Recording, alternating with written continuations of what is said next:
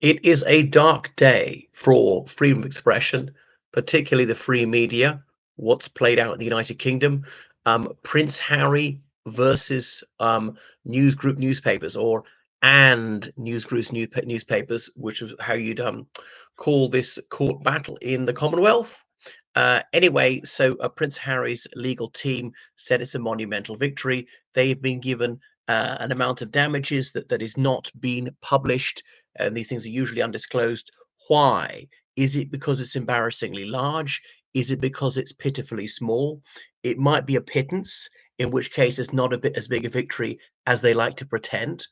So I think that's more likely. Or it might just show just how rich Prince Harry is, that he has tens of millions of dollars. The man who's got this much vaunted concern and compassion for the needy and the vulnerable, who never gives them a penny of his own money, but is always exhorting ordinary people to dig deep and give to those less fortunate than themselves. That there he is preaching at us from his mansion in Montecito, living up on the high life, but actually does nothing to help the people he pretends to be concerned about. So sadly, the rich and powerful are getting to censor the media more and more. Okay, so he's against the tabloid press now. Lord Tom Watson, a scumbag demagogue politician, was on his side in this one, who was lauding Harry's so-called valor in doing what in going to court. Anyway, so this trial was expected to last several weeks, but it's actually closed very quickly. This out of court settlement. So news group newspapers NGN has made this agreement, so the court case doesn't need to proceed. Um, Anyway, news group newspapers has spent an awful lot. They said up to £1 billion defending previous claims from many other different claimants. So they didn't want to have to spend a great deal of money on this. So Prince Harry said this is really about accountability, not money for him. In which case, why did he want any money whatsoever?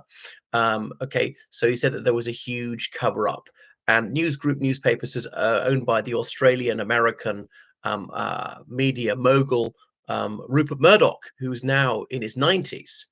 But there were 1,300 claimants. I don't know. I mean, in what there was a class action. Are they all part of this, or is it just those two? So Lord Watson, the former Labour MP, certainly he was a co-claimant on this one.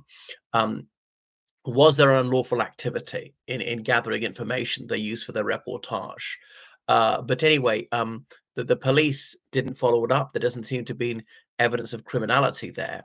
Now, Prince Harry pursued an action against Mirror Group newspapers, and he was fairly successful in that one. So the civil law very often leads to an out-of-court settlement rather than fighting it to the end, and the judge actually deciding. These civil actions in the United Kingdom, they're almost always decided by a judge alone and not a jury. Defamation is one of the few civil actions in which a jury sometimes sits. It'd be up to the judge whether to have a jury or not if the parties themselves don't agree either to have a jury or to have a judge hear it alone. Anyway, some people thought that the legal costs would be over £10 million in this case. Um, and so if the claimant wins, they would have to, their costs will be paid by the defendant, and there'll be damages on top of that. Or it could be the other way around. If the defendant wins, the claimants have to pay the defendant's costs. So this is a rich man's game. So effectively, you know, the media, which is reporting for the millions, has had to cave into some very rich and powerful people. That the media can't report the news that's of interest to the public, and indeed public in the public interest. And I know those two things are not exactly the same thing. So there's an apology from news group newspapers, and it says there was serious intrusion into the life of Diana, Princess of Wales. But wait a second, she's dead. She's not a claimant. As they say in law, beware all those who breathe. What's that got to do with anything? So that's a throwaway line, really. And it shows, I suppose, it's not about law. It's a personal grudge which goes back to Harry's childhood. Now, his relationship with the media, even the tabloid media, was not adversarial until Meghan Markle came on the scene. He got married to her in 2018. He'd been dating, I think, only since 2016. They got engaged in November 2017. But prior to 2016, there was astonishing cordiality between him and Fleet Street. That's a synecdoche for newspapers in the United Kingdom. He'd take them all out to the pub. He would pay for the drinks and so on. And the coverage of him was universally favourable. Is only when Meghan Markle came on the scene that relations between himself and the press took a sharp turn south. And now he really hates the guts of quite a few media outlets. Um, anyway, Prince Harry's lawyer said that Rupert Murdoch's media team had engaged in illegal practices. Now, I'm not aware that any court has found that, because yes, the media, they're allowed to have and use investigative journalism, lie to people, go undercover, and things like that. But there's some things that's all that is lawful. There's some things that would be illegal, and just being a journalist isn't a sufficient reason for them to do this. And sometimes the newspapers would hire private investigators to do it, but as they're still doing it on behalf of another, then the media outlet is still liable. Qui facit per alium, facit per se. Right, so the News of the World, which went bust in about 2010, that had engaged in some illegal activities, some phone hacking. But I don't think News of the World is part of this, because that's defunct 15 years ago. So Harry says there was lots of toxicity in the media. So really, it's because some of the coverage was unfavorable, and he can't abide that. He arrogates to himself censorious right. He wants to block stories which don't reflect credit on him entirely. So any reportage, any commentary which is less than laudatory, he finds absolutely outrageous. If it's about his wife, it must be racist, even if it's a non-white person who's saying it. No, no, no, no. It's got to be completely fawning. He wants to be like Saudi Arabia or something, or Thailand with this lèse majesté.